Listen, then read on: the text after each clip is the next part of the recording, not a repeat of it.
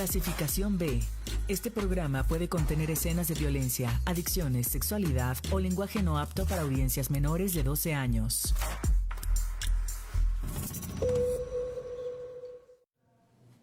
Rocío Nale se consolida en la 10ª posición entre los mejores gobernadores y gobernadoras de México, alcanzando un índice de aprobación del 63.2% al corte del mes de abril. Lo anterior con fundamento en la casa encuestadora especializada en investigación social, Demoscopía.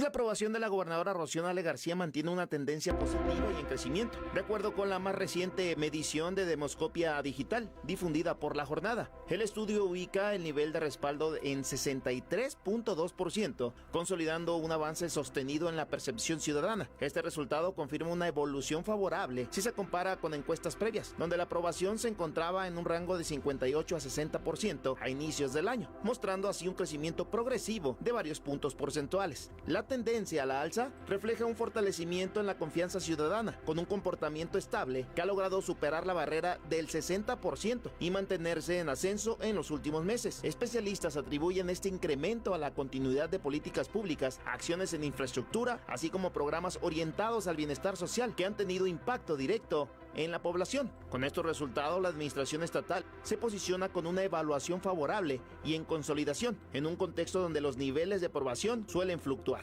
Así, el 63.2% no solo representa un dato puntual, sino la confirmación de una tendencia positiva que respalda el rumbo del gobierno estatal, reflejando un mayor reconocimiento ciudadano a la gestión encabezada por la mandataria veracruzana.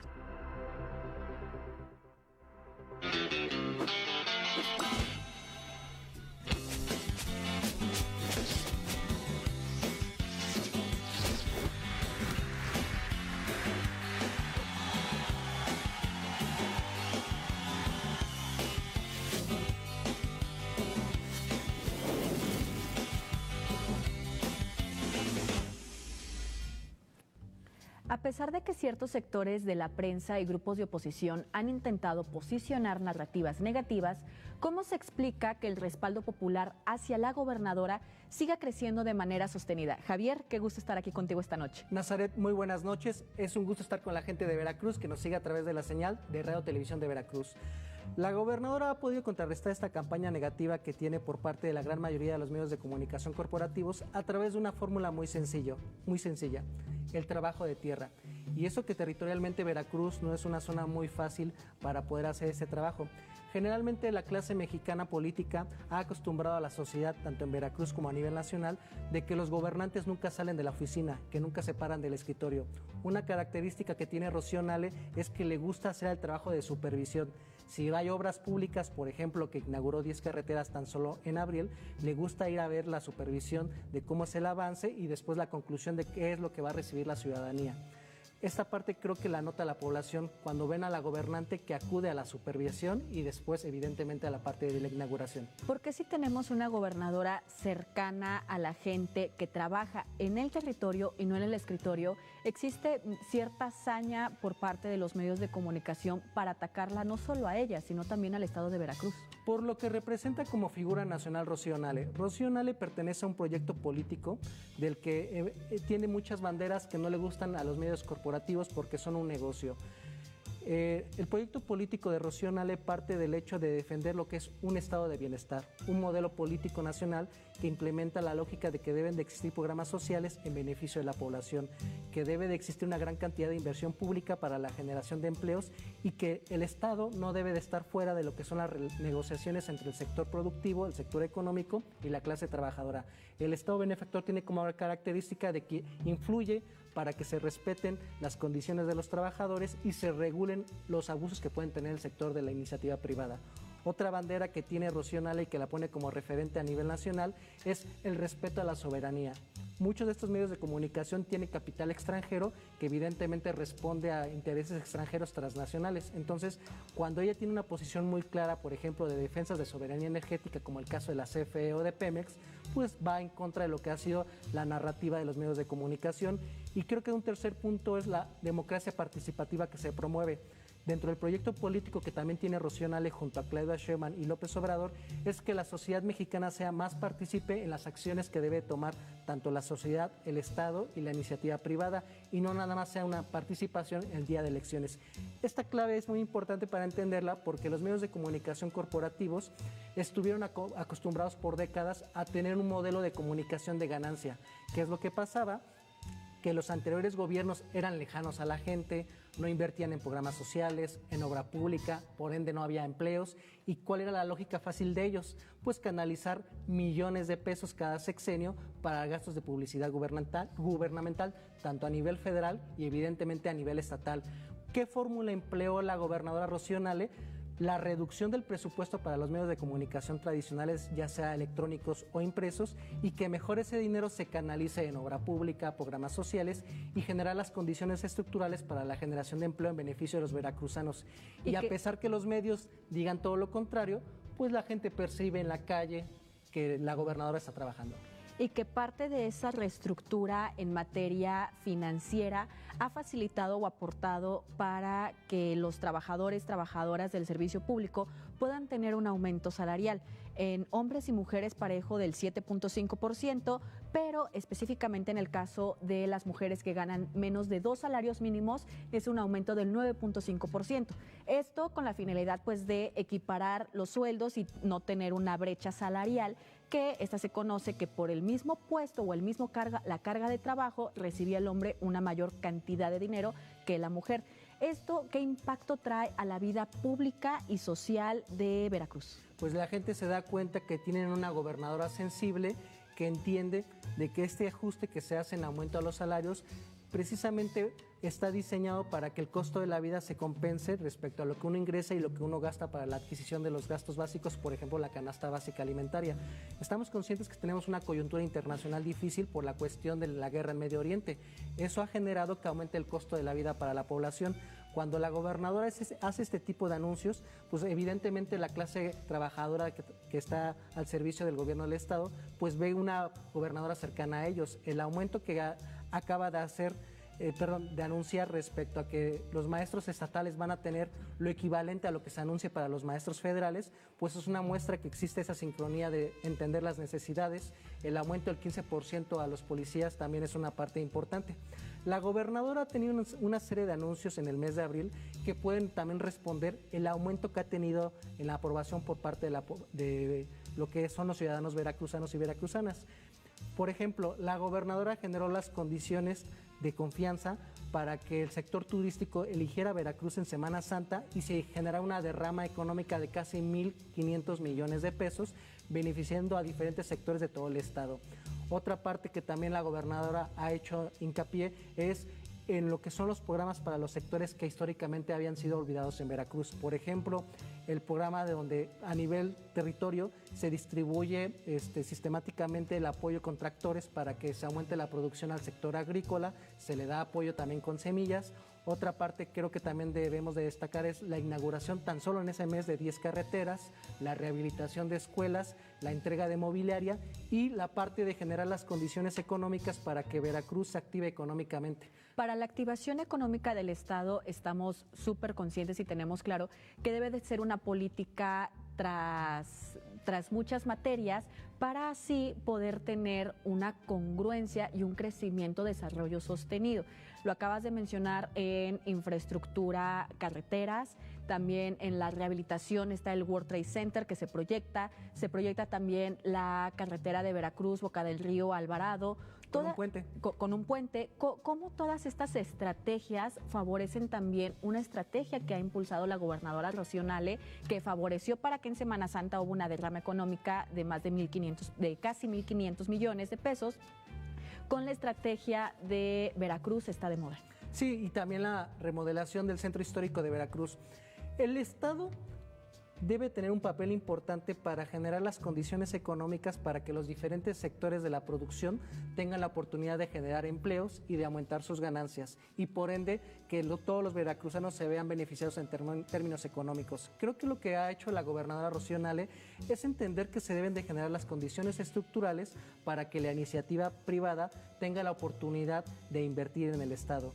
Cuando tú tienes una lógica de decir, yo voy a darle promoción al estado de Veracruz, generas que se reactivan muchos sectores del sector turístico, ya sea para lo que es turismo de selva, de zonas arqueológicas, de museos, de zonas arqueológicas. ¿Por qué? Porque tú generas que la actividad económica alrededor de estos centros turísticos se generen las condiciones de que se den consumo y muchos negocios puedan reactivar económicamente oportunidades de tener buenas condiciones de vida. Otra parte que creo que importante que tiene la gobernadora Rocío muy claro es entender que también debes de tener la oportunidad de generar confianza para que el sector económico venga a invertir grandes sumas de capitales. Por ejemplo, el anuncio de que este año se van a invertir 4,000 millones de dólares para grandes empresas para elegir a Veracruz como zona de inversión va a generar la oportunidad de que muchos sectores de la población veracruzana tengan espacios de tener una vida digna, con prestaciones y sueldos altos. Entonces, esas son las características que permiten que el veracruzano pueda distinguir entre lo que es una campaña mediática sucia por parte de los medios de comunicación tradicionales y la parte del accionar gubernamental. Estamos viviendo o estamos presenciando una reconstrucción del tejido social. Tú lo mencionabas al inicio de esta charla que teníamos, que está apostando por una vida o una participación democrática, donde no solamente la democracia se entienda de que estamos en las elecciones y ya, sino de que va como una forma de vida. Y esto también está sustentado en el artículo 3º constitucional. No nada más habla de educación, también habla de la democracia como una forma de vida. ¿Tú qué opinas acerca de esto sobre la reconstrucción del tejido social? Es una parte importante que la Rocío Nale está dejando para la población veracruzana. Entender que el gobierno debe estar al servicio de la gente y creo que esa es la forma en que Rocío Nale ejerce el poder aquí en Veracruz. Pues muchísimas gracias, Javier, y también la gobernadora Rocío Nale está haciendo un esfuerzo para salvar y reconstruir al estado de Veracruz. Vamos al siguiente tema.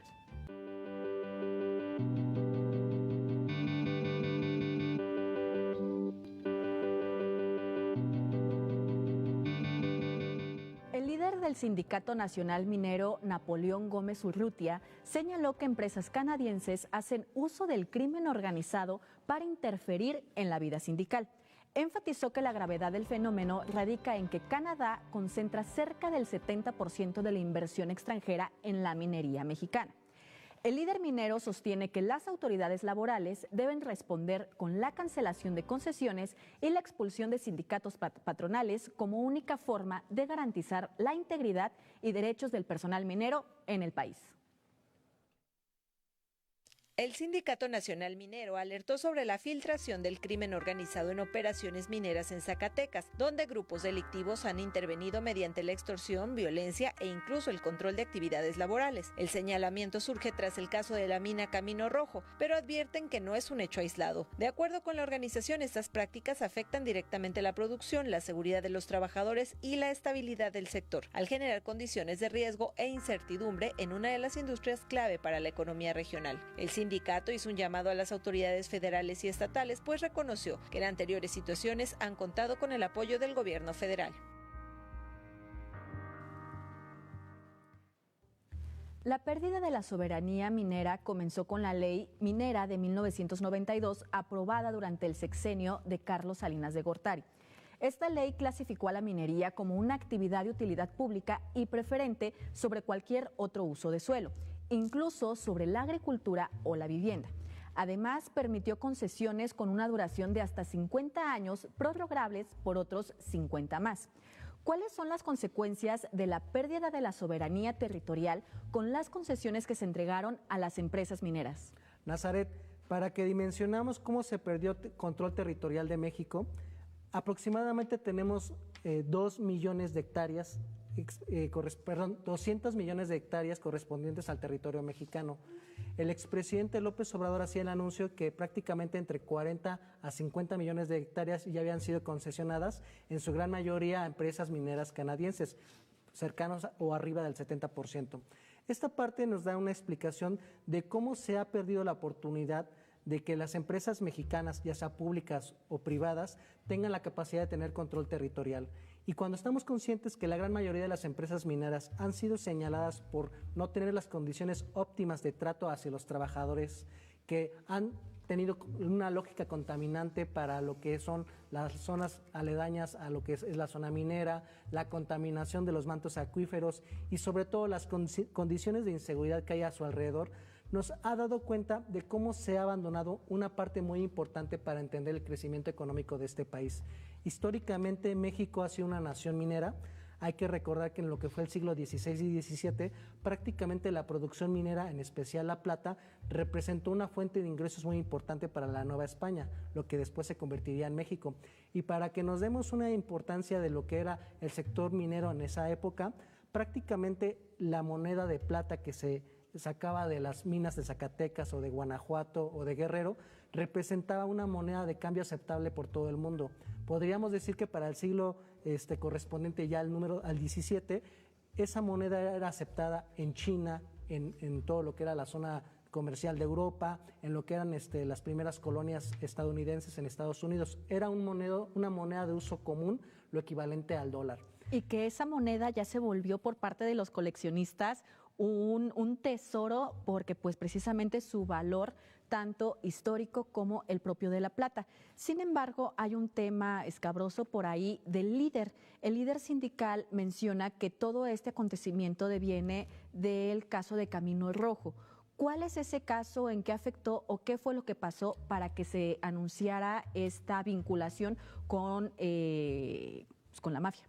El líder del Sindicato Nacional de Mineros, Napoleón Gómez Urrutia, hizo la denuncia de que la minera Camino Rojo es todo vinculado al cártel de Sinaloa para extorsionar a los trabajadores y que no se organizaran sindicalmente. Este fenómeno ha sido denunciado en otras minas, tanto de lo que es la región de Sinaloa, la región de Zacatecas y la región de Guerrero. Lamentablemente, con la implementación del modelo de la privatización del sector minero, también hubo un crecimiento del sector del crimen organizado. El crimen organizado en México y en América Latina tiene como característica de que operan como grupos de presión, como grupos de guardias blancas que se dedican a hacer el trabajo sucio, ya sea en su momento a los gobiernos neoliberales o a los sectores empresariales que llegaban aquí a invertir en México. Antes de que continúes con el contexto de Camino Rojo, ¿nos podrías dar un contexto también a la audiencia de cómo es o qué es la diferencia entre el crimen organizado y el narcotráfico? El crimen organizado es cualquier tipo de asociación que van a tener actividades ilegales, y el narcotráfico simplemente es la parte de la distribución de drogas, que también por ende son hechos ilegales. Pero el crimen organizado generalmente ya han tenido una fusión. El narcotráfico ha adoptado cuestiones como trata de personas, la pornografía, la extorsión, el saqueo de ductos de Pemex, por ejemplo, el tráfico de órganos. Y en esta lógica entendemos que el cártel de Sinaloa empezó en la parte de tener acuerdos con grupos mineros canadienses para extorsionar a los mineros que querían organizarse en sindicatos independientes o que se oponían abiertamente a los intereses de la empresa. Pero la parte creo que aquí más escandalosa es que también se ha demostrado por parte de diferentes investigadores a lo largo de los últimos 40 años que curiosamente en donde iban a llegar las mineras, el crimen organizado ya había hecho un trabajo de desestabilizar la zona para facilitar la llegada de esos grupos mineros transnacionales. ¿Qué es lo que hacían? Generalmente los grupos del crimen organizado se rentaban a las mineras para aterrorizar a la población. Hay que recordar que históricamente México tuvo campesinos que se organizan a través de el ejido. El ejido es un sistema comunal de tierras en donde la comunidad tenía la parte del usufructo de las tierras. Bueno, como había una fuerte identidad social, lo que sistemáticamente han hecho los grupos del crimen organizado es aterrorizar a la población para obligarlos a que abandonen sus comunidades, a que vendan a precios baratos a las empresas mineras, y curiosamente este esquema se había implementado con los gobiernos neoliberales cuando se dio la ley minera a partir de 1992. Este trabajo de los grupos del crimen organizado también viene de la mano que le favorece el trabajo a estos sectores empresariales que vienen a establecerse en México. Y no vamos a decir otra parte que no es conocida. Generalmente, la gran parte de las comunidades donde se han establecido, se reporta que las condiciones de vida de la población son paupérrimas, que se da una depredación de las zonas naturales a su alrededor, y creo que otra parte muy importante, el florecimiento del crimen organizado. También creo que algo que puso en hincapié la presidenta Claudia Sheinbaum y el expresidente López Obrador, es decir, Entendemos el poderío que tienen los grupos mineros internacionales. No les vamos a quitar las concesiones, pero ya no se van a hacer más.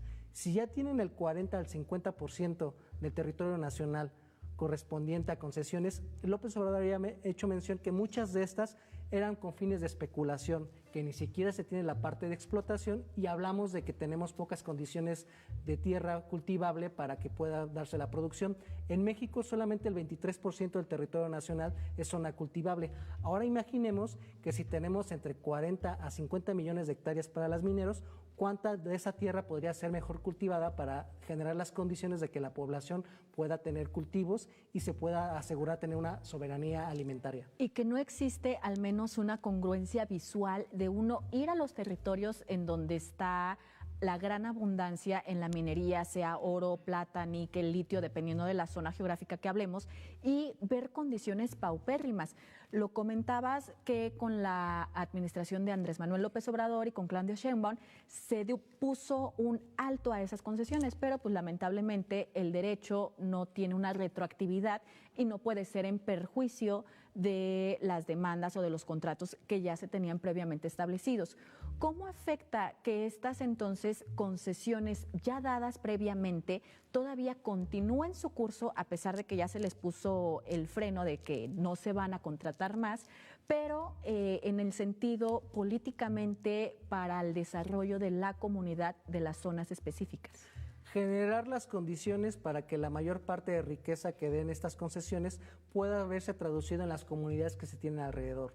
Lamentablemente la lógica dentro del neoliberalismo de saqueo de parte de estas empresas debe de cambiar, y creo que la oportunidad que tiene la presidenta Claudia Sheinbaum es hacer la exigencia administrativa y jurídica para que las empresas se hagan responsables respecto, primero que nada, a contratar a la gente que es la que da la mano de obra para la operatividad de estas mineras, que tengan buenas condiciones de salario, que tengan prestaciones, que tengan seguridad social. Otra parte importante es obligarlos a que la gran cantidad de dinero que se obtiene por parte de lo que es la concesión se destine a obra pública para la generación de carreteras, hospitales, escuelas, y se puedan tener buenos servicios para la población. Creo que esa parte importante es lo que más adelante podría ser las siguientes etapas de reformas económicas, porque la realidad es que hablamos de sectores económicos muy poderosos, y si ahora entendemos con la parte de la cuarta revolución industrial tecnológica, estamos conscientes de que México también está demostrado que se tiene yacimientos de materiales raros que se requiere para la industria de la computación, la industria de los celulares, la industria de los automóviles. Entonces, si vamos a darnos cuenta que más adelante se van a dar concesiones mineras para estas tierras raras o el litio, necesitamos nosotros reformar la ley para que se pueda asegurar que la mayor cantidad de recursos económicos que se extraiga de las minas mexicanas se vea reflejado en beneficio de la sociedad que tiene sus minas a su alrededor, y sobre todo que también el fisco mexicano se vea beneficiado, porque prácticamente el antiguo esquema de tributación de las mineras siempre era favorable para ellos. Pues el del 24 al 26 de junio se va a llevar una reunión internacional de minería y vamos a ver cómo se desarrolla. Vamos a una pausa y volvemos a Nuevo Régimen.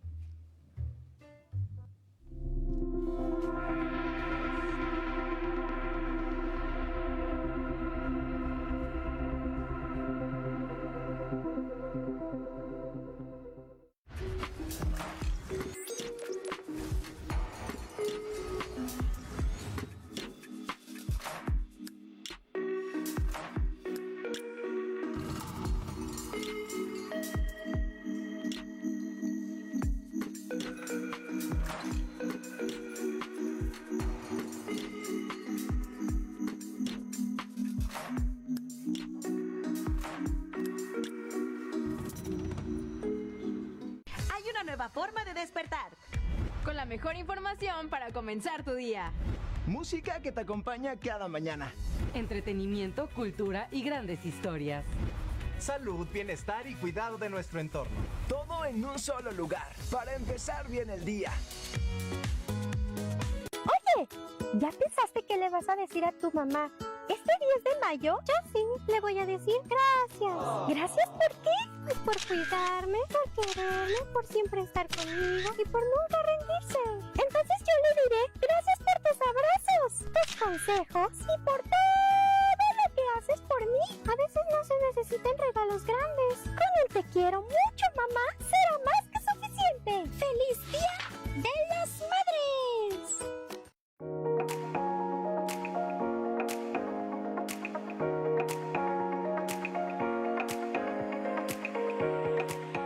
Para destruir defensas, instalaciones y equipos, desmoralizar a la tropa, aterrorizar a la población y romper el vínculo entre el poder al que se combate y el pueblo al que se pretende dominar, a una invasión suele antecederle la preparación artillera, un bombardeo masivo para facilitar el avance de las fuerzas terrestres.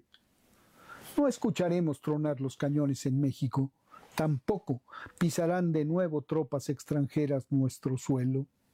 El bombardeo al que nos han sometido quienes impulsan una intervención de los Estados Unidos en nuestro país es de otra naturaleza, con centenares de miles, con millones, con centenares de millones de mentiras y calumnias esparcidas en los medios y en las redes, pretenden doblegarnos. Esta tarea de ablandamiento está a cargo de agentes internos sometidos a los designios de una potencia extranjera, de traidores a la patria que militan en la oposición conservadora, de algunos varones del dinero y de quienes monopolizan muchos de los espacios más importantes en un vasto, sofisticado y complejo aparato mediático. Quienes estamos por la transformación pacífica y democrática de México, los vemos como adversarios. En elecciones libres, limpias y auténticas los derrotamos. A que prevalezca en el país siempre y para todas y todos un clima de libertad absoluta, libertad de expresión, de organización, de movilización, nos hemos comprometido. Para liberarnos del yugo luchamos y a nadie habremos de someter. Ninguna revolución, y esta que vivimos es una revolución, ha tenido como la nuestra el coraje de jugarse la vida en las urnas. A ellos, en cambio, los consume el odio y los rige la lógica de la guerra. Nos ven como enemigos y no aspiran a la coexistencia pacífica, pretenden exterminarnos. Como saben que en las urnas no podrán lograrlo, se han entregado a Trump y están dispuestos a entregarle a México. Ignorantes y fanáticos como son, aún no han aprendido que por la fuerza no se sepulta al enemigo, se le siembra, y que desatado el infierno a todas y todos consume. Creen que ha llegado su momento y se equivocan. Están destinados a la derrota, como dice Claudia Sheinbaum Pardo. El pueblo de México, que ama la paz tanto como a su independencia, su presidenta y el movimiento que la apoya, se crecen ante la adversidad. Las amenazas, en lugar de separarnos, nos unen. Nuestra historia, nuestros principios y convicciones son nuestras armas. Con la verdad, por la justicia y en defensa de la soberanía, luchamos.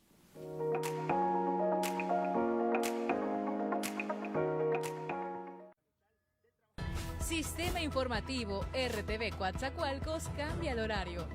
A partir del 11 de mayo, nos vemos a las 8:30 horas. Solo ajusta el reloj y entérate de lo que está sucediendo en tu ciudad y la región sur de Veracruz, con información clara y al momento. Sistema Informativo RTV Coatzacoalcos, ahora a las 8:30 horas.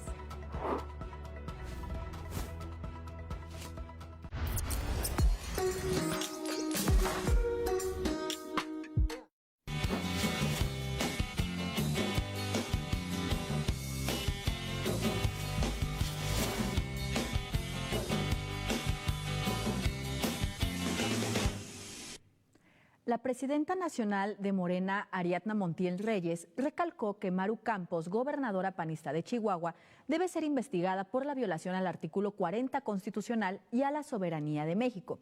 Enfatizó que no se le investiga por el hecho de desmantelar un narcolaboratorio en la Sierra Tarahumara de Chihuahua, sino por la intervención de agentes extranjeros en territorio nacional.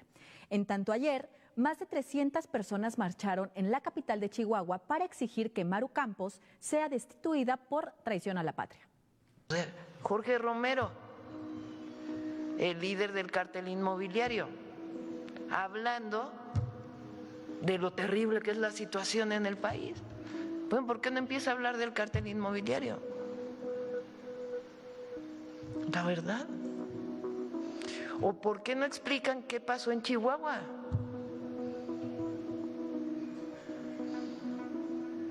¿Por qué no lo explican? Porque no es un tema de la lucha contra, la lucha no me gusta decir, de las acciones que se hacen cotidianamente en contra del crimen, con base en la legalidad. No tiene nada que ver con ese tema. El Gabinete de Seguridad ha desmantelado 2.500 laboratorios. No, el problema es otro. ¿Por qué había personas extranjeras en un operativo? ¿Quién los invitó? Porque está en contra de la ley. Ya dijo la Fiscalía que va a iniciar un proceso de invitar a los testigos para que informen cómo fue que se dio todo esto. Eso ya nadie quiere hablar de eso.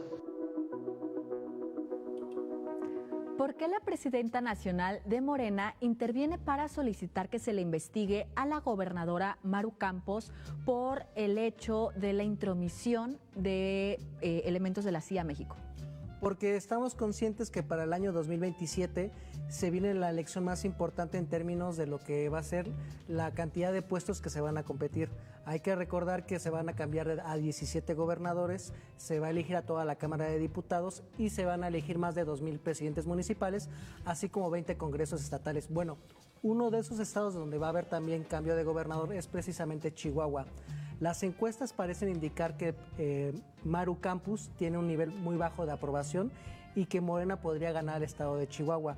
Con el escándalo respecto a la información de que agentes de la CIA pudieron haber participado en este proceso de desmantelar laboratorios que habían en la Sierra de Tarahumara, había generado las condiciones de golpeteo político hacia lo que era la administración de Maru Campos, con una fuerte acción que históricamente en México es muy repudiado, la parte de las intervenciones extranjeras, y sobre todo era una parte en donde iba a generar la polémica para que Maru Campos pudiera ser investigada por parte de la Fiscalía General de la República. Hay que recordar que antes de que Estados Unidos sacara la declaración de que solicitaba a que Rocha fuera detenido para posteriormente solicitar su extradición a Estados Unidos, ya se estaba discutiendo en el Congreso Estatal de Chihuahua y en el Senado de la República la comparecencia de Maru Campos y también la solicitud de desafuero, ya que estaban hablando de la violación de la Ley de Seguridad Nacional y a la Constitución Política de los Estados Unidos. Esa parte creo que es muy importante entender, de que ahorita se viene una disputa por las pocas posiciones que le queda a la oposición. Actualmente Morena y sus aliados tienen el control de 23 estados y la oposición tiene la oportunidad de tratar de mantener los pocos cuotas de poder que le quedan. En este caso, las preferencias electorales de Chihuahua parecían indicar de que Morena iba a arrebatarles esa posición tan importante, y lo que me parece a mí interesante es la desesperación que está teniendo la clase política chihuahuense y en especial la panista en tratar de hacer una falsa dicotomía política en donde quieren decir que se le ataca a la gobernadora Maru Campos por tratar de desmantelar un laboratorio del crimen organizado. En este punto tenemos que la gobernadora panista ha hecho muchas aseveraciones y se ha quejado en diferentes ocasiones de que tiene un linchamiento en las redes sociales, en la prensa, en la comunicación política, por el hecho de permitir, ella dice que por ser la heroína y por desmantelar un narcolaboratorio, ignorando que permitió la intromisión de elementos extranjeros a México. Y a su par, ella se compara con Rubén Rocha, diciendo que él está siendo juzgado por el Distrito Sur de Nueva York y pues que a él no se está mencionando nada. Acá la controversia es qué pesa más políticamente, que claro, los dos están siendo juzgados, uno en territorio mexicano y otro se están abriendo las investigaciones en Estados Unidos. Y que, ojo, para nuestra audiencia no es que una justicia sea mejor que la otra, sino es que cada país tiene un sistema judicial completamente diferente. La diferencia es que Rocha ya pidió licencia, jurídicamente ya no tiene fuero, y lo que está tratando de hacer Maru Campos es tratar de desviar el señalamiento de que violó la ley, que violó la Constitución, cuando se tiene participación de elementos extranjeros armados en operativos de seguridad. Esa trampa política lo está haciendo Maru Campos porque ella sistemáticamente ha tenido una serie de escándalos a lo largo de su periodo como gobernadora. El más reciente es el que había sacado, sin embargo, respecto a la Casa Dorada. Se había acreditado que tenía una propiedad valuada entre 20 a 30 millones de pesos, que no se puede corresponder a lo que es su sueldo de gobernadora, ni tampoco los ingresos que había tenido previamente antes de ocupar el cargo como funcionaria pública. Antes de ser gobernadora había sido alcalde de Ciudad Juárez, si no me equivoco. Entonces, Maru Campos ya tenía señalamientos respecto a la mala administración y escándalos de corrupción. Si le sumábamos este elemento de tener una complicidad ilegal con aparatos de seguridad de Estados Unidos, evidentemente iba a generar las condiciones para que electoralmente la ciudadanía pudiera castigar. Entonces, esto es una estrategia para tratar de desviar la atención y tratar de victimizarse.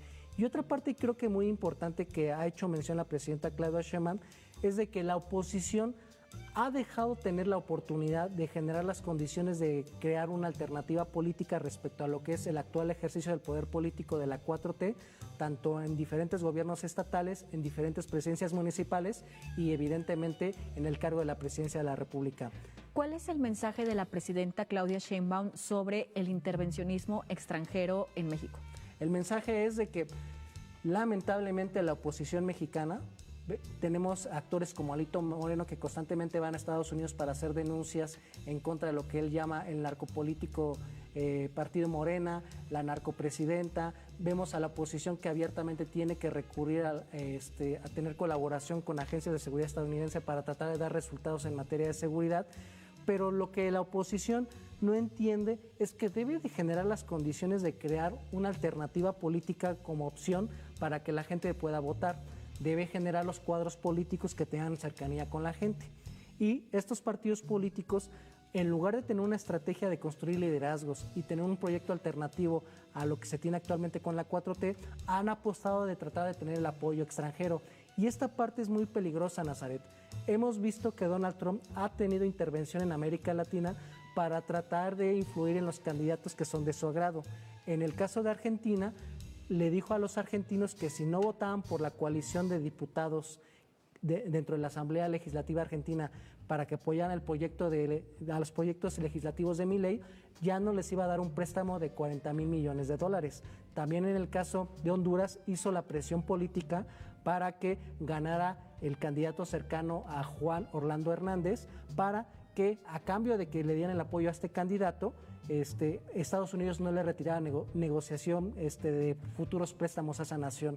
En el caso de Brasil, Donald Trump ha dicho abiertamente de que apoya la candidatura del hijo de Bolsonaro para que sea postulado a la candidatura presidencial de Brasil, y ha hecho hincapié para generar una presión política y obligar que la justicia brasileña le baje la condena a Bolsonaro, que fue acusado por parte de las autoridades de ese país de tratar de generar un golpe de Estado. Entonces, a mí lo que me preocupa en México, Nazaret, es que más adelante Donald Trump, para el proceso electoral que vamos a tener en el 2027, empieza a hacer esta serie de declaraciones para presionar políticamente.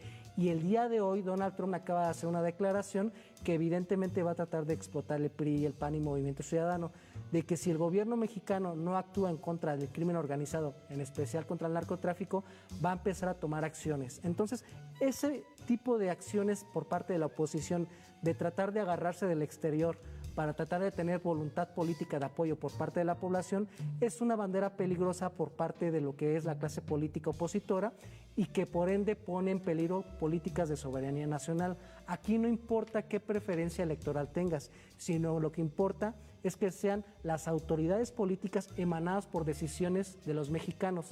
que los mexicanos voten por candidatos que mejor les convenga o que los políticos que consideren que son los mejores representantes que pueden llegar al poder político y no la injerencia de extranjeros. Estamos viviendo en un cinismo político en donde pues claramente a Donald Trump le encanta meterse en todos los países menos en el suyo y arreglar sus propios problemas políticos. Y pues muchas incongruencias en tanto que algunos se hacen señalamientos, pero también se apoyan.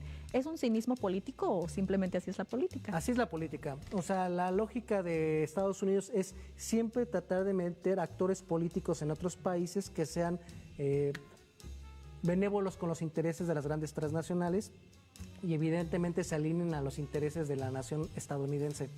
Y esa parte creo que la oposición mexicana se acostumbró cuando fueron gobierno a siempre están subordinados a los intereses de la nación que tenemos al norte del Río Bravo. Y creo que Estados Unidos sabe aprovechar la debilidad de la oposición mexicana y por eso quiere darle metralla política para que si ellos llegan a tener posiciones de poder político en el Congreso en el año 2027, llegan a ganar o retener gobernaturas, más adelante tengan las condiciones para amagar políticamente de seleccionar candidatos para el año 2030. Pues ya lo decía Max Weber, que entrar en política es hacer un pacto con el diablo, pero vamos al siguiente análisis.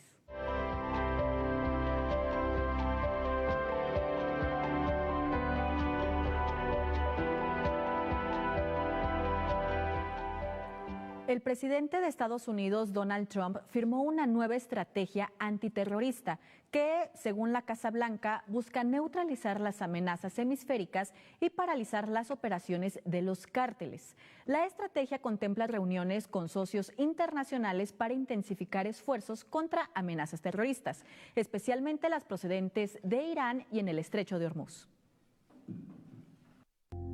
El presidente de Estados Unidos, Donald Trump, firmó una nueva estrategia nacional contra el terrorismo que prioriza el combate a los cárteles del narcotráfico y a grupos considerados amenazas internas, bajo el principio de reforzar la seguridad del territorio estadounidense. El plan presentado por el asesor antiterrorista Sebastián Gorka plantea como objetivo central neutralizar las amenazas en el hemisferio, enfocándose en desarticular las operaciones de los cárteles hasta impedir que introduzcan drogas, personas o redes de trata hacia Estados Unidos. En el plano internacional, el documento mantiene la cooperación con aliados, particularmente en Medio Oriente, y refuerza la presión sobre organizaciones consideradas terroristas, incluyendo redes vinculadas al narcotráfico y grupos extremistas. La administración estadounidense redefine su estrategia de seguridad al colocar a los cárteles como una de las principales amenazas.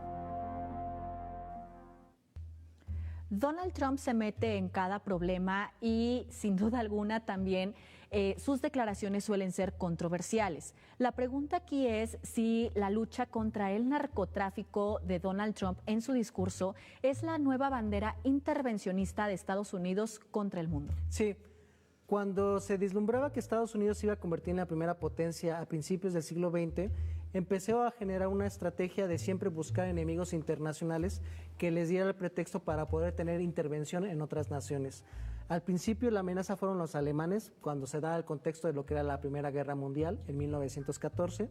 Posteriormente, la segunda amenaza que utilizaron en términos de intervencionismo en otras naciones fue el combate en contra del nazifascismo. Posteriormente, con la derrota de este sector político, militar y económico del nazifascismo, la siguiente bandera de lucha e intervencionismo en todo el planeta fue el combate al comunismo o al socialismo.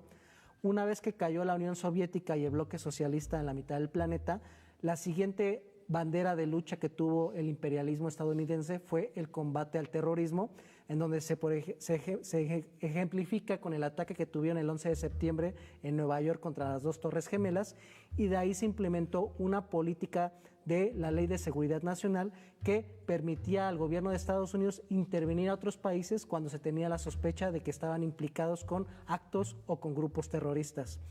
Bajo este esquema, el nuevo anuncio que hizo Donald Trump va de la mano con esa evolución que se implementó de la ley patriótica con George Bush, que consiste en que ahora los grupos del crimen organizado, en especial los del narcotráfico, están siendo vinculados como terroristas, y eso da la nueva bandera política de intervencionismo. Y Donald Trump lo ha dicho muy claramente, de que cuando otras naciones no tienen la capacidad de poder combatir, él va a intervenir en términos militares y policíacos para tratar de extirpar este mal. Y las medidas que ha tomado creo que nos presentan un peligro para América Latina en especial.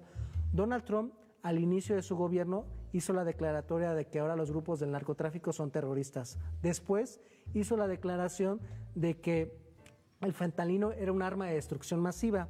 Y el día de hoy hizo la declaración junto al SAR antidrogas de que más estadounidenses han muerto por el consumo de drogas que en todas las guerras que han participado desde la Segunda Guerra Mundial. Cuando ya tenemos este tipo de declaraciones, Nazaret, en donde se tiene el pretexto para poder intervenir, nos vamos a dar cuenta cuál va a ser la bandera de presión política. En el caso de Venezuela, tuvimos de la acusación por parte de la élite política y económica de nuestra nación poderosa del norte de que el gobierno de Nicolás Maduro y su antecesor Hugo Chávez estaban vinculados a un grupo del crimen organizado llamado el Cártel de los Soles. Bueno, la operación de extracción de Maduro y llevárselo a Nueva York fue un ejemplo de cuál va a ser la forma en que va a operar el gobierno de Estados Unidos cuando existan gobiernos que afecten a sus intereses. Lo curioso es que en Nueva York el juez que está llevando el caso en contra de Nicolás Maduro acaba de hacer la declaración de que no tenía ninguna base sustentable en términos jurídicos la acusación de que exista el Cártel de los Soles, una de las razones por las que se sacó a Nicolás Maduro del Palacio de Miraflores allá en Caracas. Y nos vamos a dar cuenta de otros ejemplos que han surgido a lo largo de estos últimos 4 años. En Ecuador, Novoa empezó a hacer operativos solicitando ya la participación de agentes de Estados Unidos para la detención de grupos del crimen organizado. Esas banderas son peligrosas porque cuando existan proyectos que generalmente son de izquierda que afecten a los intereses de Estados Unidos, se va a tener la bandera del narcotráfico para poder desestabilizar gobiernos o abiertamente sacar a gobernantes. En los grupos de izquierda en Estados Unidos existe un grupo que es de extrema izquierda llamado Antifa. Este grupo de extrema izquierda, ¿cómo influye en la política administrativa de Donald Trump, considerando pues que ellos son anti-autoritarios, anti-Estado, anticapitalistas, y este grupo se ha consolidado de tal manera que influye en las decisiones? Es pregunta, pero también para nuestra audiencia, si nos puedes aclarar un poquito cuál es la diferencia entre la extrema izquierda y la izquierda, para que no pueda existir ahí una confusión. Es que esta declaración que acaba de firmar Donald Trump con una orden ejecutiva es tramposa, porque hace la mención de que va a combatir la vinculación de los grupos del crimen organizado, por ejemplo, con grupos islamistas.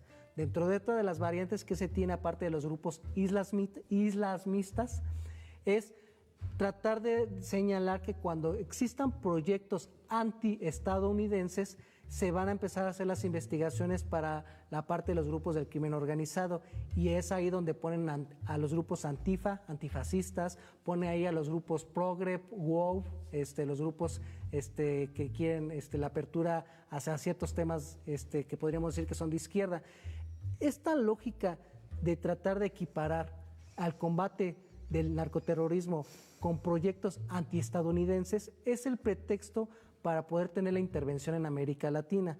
Han existido proyectos en la medida de lo posible que son un poco más independientes de la influencia económica y política que se tiene hacia Estados Unidos en todo lo que es, para ellos, dentro de la lógica de doctrina Monroe, su patio trasero. Tuvimos proyectos soberanistas dentro del esquema capitalista que siempre emplearon una lógica de tener cierta soberanía frente a la presión del gobierno de Estados Unidos y de sus empresas transnacionales. Tuvimos el fenómeno de la llegada, por ejemplo, de Evo Morales en Bolivia, de Rafael Correa en Ecuador, en el caso de Hugo Chávez en Venezuela, de Luis Ignacio Lula da Silva en Brasil, de los Kirchner en Argentina. Tuvimos un proyecto de izquierda en Chile con Michelle Bachelet y con Boric, y en el caso de Honduras fue la familia Zelaya. En México tenemos la llegada de López Obrador en el año 2018 y la llegada de Claudia Sheinbaum en el 2024. Estos gobiernos de los que he hecho mención, y a lo mejor estoy dejando afuera el ejemplo de Mujica en Uruguay, han tenido en la medida de lo posible una lógica de tener independencia frente a Estados Unidos. Estos gobiernos empezaron a tener políticas soberanistas, empezaron a tener acuerdos comerciales con otras naciones. Por ejemplo, en este periodo de tiempo de 1999 a el 2026, China se convirtió en el primer socio económico de América Latina. Entonces, ahora que Estados Unidos salió derrotado de Medio Oriente y está otra vez poniendo los focos en América Latina, este tipo de proyectos son una amenaza para los intereses de Estados Unidos, y ahora con el anuncio que hicieron de esta doctrina que va de la mano con la parte del colorario Trump y volver a retomar la doctrina Monroe, se manda el mensaje de que cualquier proyecto autónomo va a ser perseguido en términos políticos, y el pretexto va a ser tratar de vincularlos con los grupos del crimen organizado. Y Gorka, el zar antidrogas de Estados Unidos, indicó que funcionarios gubernamentales de Estados Unidos se iban a reunir con sus aliados internacionales para esta estrategia de la lucha contra las drogas y el narcotráfico. ¿Quiénes son esos agentes internacionales y también pues quién es Gorka? En este caso, ¿quiénes son estos agentes internacionales? Pues ya en América Latina tenemos una serie de gobiernos de derecha que han llegado a Argentina, han llegado a Chile, han llegado a Bolivia, han llegado a Ecuador, han llegado a Honduras, de que se han alineado a la política de la militarización de la política en contra del crimen organizado, y que se han alineado a las directrices que ponga la nación para el combate de este grupo. Ahora, lo curioso, Nazaret, es de que estos proyectos que te hice mención de izquierda ni siquiera eran radicales. Eran proyectos dentro del esquema capitalista, eran proyectos dentro del esquema de un régimen democrático, y eran proyectos que tenían respeto para la parte de lo que era la inversión de capitales estadounidenses. Quizá el ejemplo que no embonaría ahí un poco sería el de Venezuela, pero lo que fue Uruguay, Argentina, Brasil, Bolivia, Ecuador, siempre se tuvo una política de ponerle un límite a la influencia de los capitales extranjeros, pero jamás se les impidió que pudieran invertir. Bueno, estos proyectos, que incluso han sido categorizados como la izquierda rosa, nunca representaron en verdad un peligro a los intereses económicos de Estados Unidos al 100%, y aún así se convirtieron en bandera de lucha para tratar de ponerles la bandera de que son gobiernos comunistas, que son gobiernos de izquierda radical, que están vinculados al crimen organizado. La realidad es que Estados Unidos son muy tramposos en la utilización de los conceptos, siempre que beneficien económicamente a sus intereses. Pues en Estados Unidos se utiliza mucho el concepto de narcoterrorismo como una bandera de intervención política y militar en América Latina, principalmente para elevar la lucha contra el narcotráfico al rango de seguridad nacional, lo que permite justificar acciones unilaterales. Y por otra parte, el estado de Veracruz, la gobernadora Rocío Nale mantiene un respaldo favorable del 63% de la ciudadanía, donde los resultados son tangibles y contundentes para el beneficio de la sociedad veracruzana.